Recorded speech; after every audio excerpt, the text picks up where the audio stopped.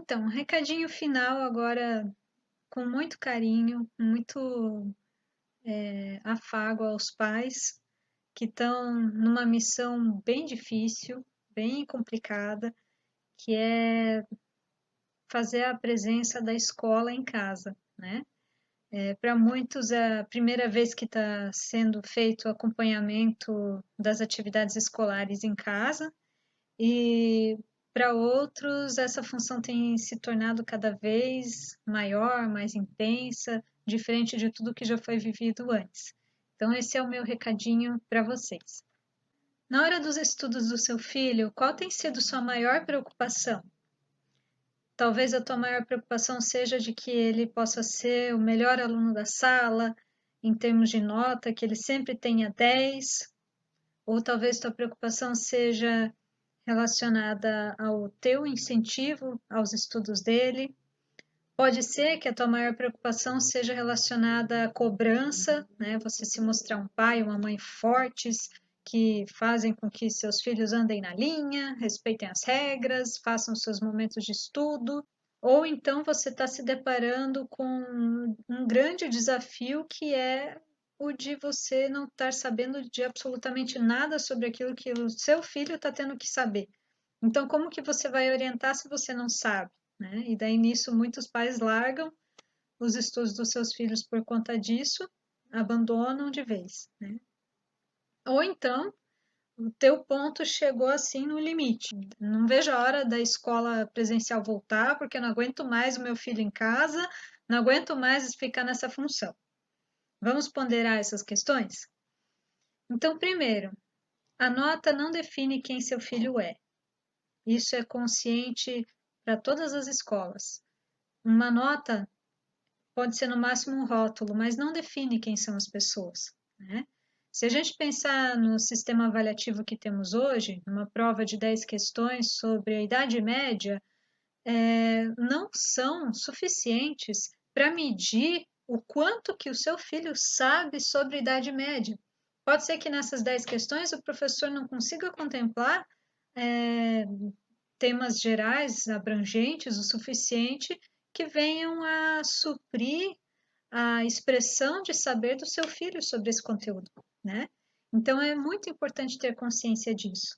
Um 10 não define seu filho, não define o quanto ele sabe e também não define o quanto ele não sabe sobre esse assunto. Então é muito triste se basear em um número para daí poder qualificar o seu filho em termos de estudo e aprendizado, tá? Então tira esse peso das suas costas. Quem foca sua preocupação no incentivo está focando na coisa certa, né? O que o seu filho precisa é de um incentivo ao estudo, é de se sentir motivado, ter o desejo de ir atrás do saber, ter curiosidade, ter vontade de conhecer, de entender como o mundo e as coisas todas funcionam. Sobre a cobrança, depende muito de como essa cobrança é feita, né? Uma cobrança que é feita de forma responsável, trazendo esse filho para a maturidade, para responder sobre suas próprias coisas, é legal. Agora, uma cobrança que massacra o seu filho, que mina a sua autoestima, que faz com que ele se sinta mosca do cocô do cavalo do bandido, né? Um extrato de pó de nada, não é legal. Nós vamos ver mais para frente por que que não é legal e por que que isso prejudica o processo de aprendizagem do teu filho. E sobre a cobrança de não saber o conteúdo, como é que eu vou orientar meu filho, né? Aqui você pode tirar esse peso das costas, tá? Você não precisa saber do conteúdo para incentivar o seu filho a aprender. Saber é função da escola. E os professores estão aqui para instruir quando houver dúvidas ou erros da parte do seu filho, tá? Cabe a você, como família, como pai, como mãe, como responsável, incentivar ele a buscar o conhecimento. Então, qual que seria o teu auxílio no momento de uma atividade? Faça perguntas, né? Você tem a internet aí para poder buscar respostas quando precisa, ou contato com o professor, enfim. Você pode formular perguntas para o teu filho, né? E ele daí tem um norte de onde começar a entender ou buscar o conteúdo. É mais importante ter a tua presença do lado do que as suas respostas, tá? A função da escola é complementar a formação que os pais dão aos seus filhos, né? Se a gente fica nessa posição de saco cheio, qual é o recado que a gente está passando para os filhos, quanto ao saber e quanto a eles, a importância deles na vida, né? A gente precisa lembrar que nossos filhos não pediram para vir a esse mundo, né? Então, eles são nossa responsabilidade, nós temos o dever como pais, o dever cidadão de sermos presentes na vida deles. E isso inclui o processo de formação deles na escola, né? Talvez é a primeira vez que você está se percebendo quanto a isso, mas acompanhar o que o seu filho está aprendendo na escola é função sua, como pai, como mãe, tá? Afetos e educação de filhos ou alunos, né? Aqui eu queria destacar algo muito importante quanto ao aspecto que eu comentei antes das cobranças. Tem formas diversas de você puxar o seu filho para a responsabilidade, né?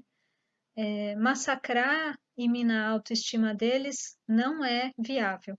Sabe por quê? Olha só o que acontece quando a gente grita com nossos filhos, quando a gente xinga eles, quando a gente fala que eles não são nada, quando a gente fica comparando eles, mostrando para eles que eles não são suficientes, que eles não são bons que chega. Olha só o que acontece com eles.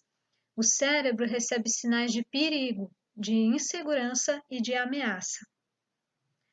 Registra recordações negativas que se transformam em angústia, estresse e ansiedade. O medo é ativado e o coração começa a bater mais forte. O cérebro libera dopamina e adrenalina, preparando-se para fugir. E, finalmente, o processo de aprendizagem é bloqueado.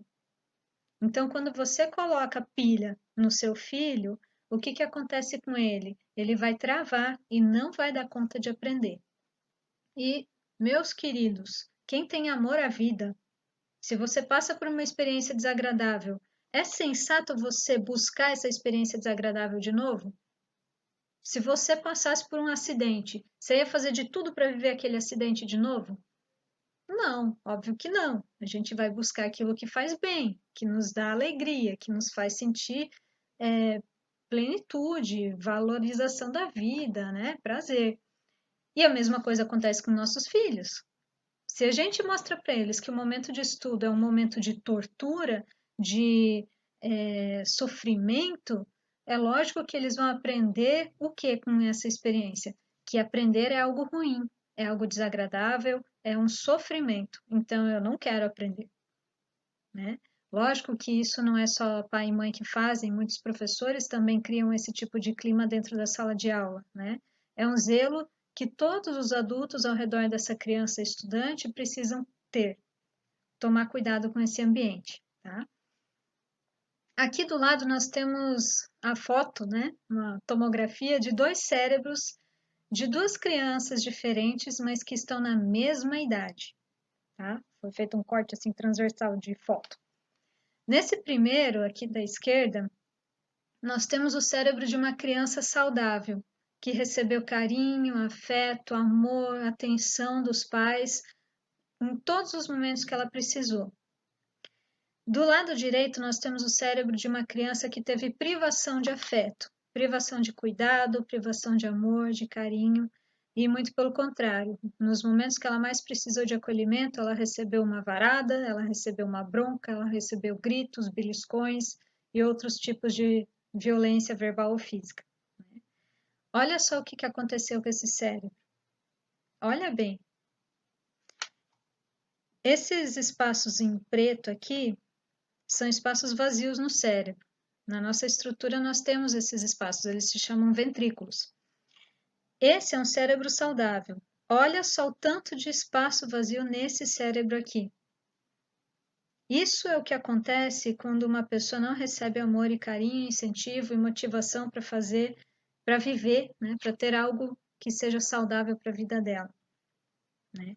Então a gente precisa lembrar dessa imagem na hora que a gente está junto com nossos filhos, para incentivá-los, para motivá-los a buscar aquilo que faz bem para eles. Beleza? Alicia Fernandes é uma psicóloga que lida bem focada nessa questão da educação, e ela ressalta que a aprendizagem não acontece só aqui, nível razão com razão, acontece em 4 níveis diferentes, entre o que ensina e o que aprende. A relação dessas 4 coisas acontece nesse processo de aprendizagem. Quais são essas 4 coisas? Um organismo, a inteligência, o desejo e o corpo. Ou seja, quando o seu filho está aprendendo alguma coisa, essa coisa vai se incorporar nele, vai começar a fazer parte até mesmo do corpo dele, do modo como ele se vê. Aí sim que a gente está falando de uma aprendizagem efetiva. Então, quando a gente está aprendendo de verdade, é quando essa coisa que nós estamos aprendendo chega a nos transformar. Tá? Então, temos que lembrar disso no momento da aprendizagem dos nossos filhos. Tem um ditado que diz o seguinte: quer que um camelo tome água? Dê sal a ele. Se dá sal, o que, que acontece com o camelo? Ele vai ficar com sede, e daí, no momento que ele vê água, ele vai ficar louco em volta daquela água, vai acabar com a água e vai querer mais água, né?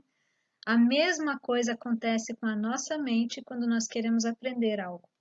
Né? Primeiro, a gente precisa ter o desejo de aprender, para daí poder aprender de fato. Então, como que eu posso despertar no meu filho o desejo de aprender? O foco precisa estar no incentivo, aguçar a curiosidade e, principalmente, mais do que qualquer outra coisa, é o exemplo que ensina mais do que o conselho. Né? Às vezes você dizer vai estudar não vai ter o mesmo efeito do que você pegar um livro ou você pegar lá um site do Google, pesquisar alguma coisa e aprender algo na frente dele. Você está ensinando com o teu exemplo. Você é o modelo principal. Outra coisa importante aqui, divida o fardo, né? Se na tua casa tem mais adultos ou pessoas mais velhas do que o aluno, filho, estudante em questão, divida esse fardo com essas outras pessoas. Todo mundo pode ajudar, todo mundo pode participar desse processo de aprendizagem do seu filho, tá? E estudar sempre pode ser divertido e cheio de amor. Procure sempre essa via primeiro, porque vai dar um resultado muito melhor, tá bom? Se precisar de dicas, com certeza a escola vai dar quanto a essa questão. Né? Essa é a nossa profissão, é nisso que a gente foca na maior parte do nosso tempo. Beleza? Então era isso que eu tinha de dica para dar para vocês. Espero que tenha sido útil e bola para frente. Vamos encarar esse desafio. Nós vamos sair todos vencedores e todos melhores dessa situação, tá bom? Um beijo e até mais.